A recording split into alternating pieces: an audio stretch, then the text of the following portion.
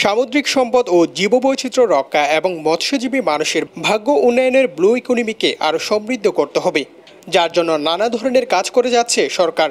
বৃহস্পতিবার সকালে ইকোফিশ ২ প্রকল্পের ৫ম বছরের কর্মপরিকল্পনা বিষয়ক কর্মশালা অনুষ্ঠানে প্রধান অতিথির বক্তব্যে বাংলাদেশ মৎস্য অধিদপ্তরের মহাপরিচালক সৈয়দ মোহাম্মদ আলমগীর এ কথা বলেন।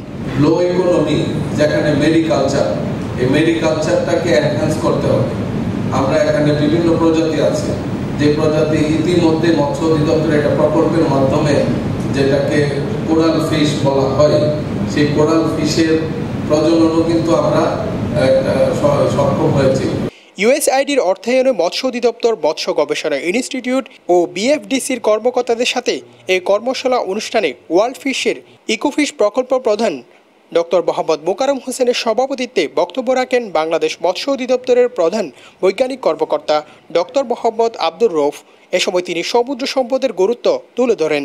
এতে আরও বক্তব্য রাখেন চট্টগ্রাম সামুদ্রিক মৎস্য দপ্তরের পরিচালক মোহাম্মদ আব্দুস সাত্তার, মৎস্য অধিদপ্তরের উপপরিচালক মাসুদা খানম সহ আরও অনেকে। দিনব্যাপী কর্মশালায় মৎস্য অধিদপ্তর ঢাকা, চট্টগ্রাম সহ কক্সবাজার, ভোলা, বরগুড়া, পাথরঘাটা এবং focal point world fish ecofish পেজ ২ প্রকল্পের মাঠ পর্যায়ের বিভিন্ন স্তরের ৫০ জন কর্মকর্তা অংশ নেন। মোহাম্মদ মুর্শেদ, টিটিএন, কক্সবাজার।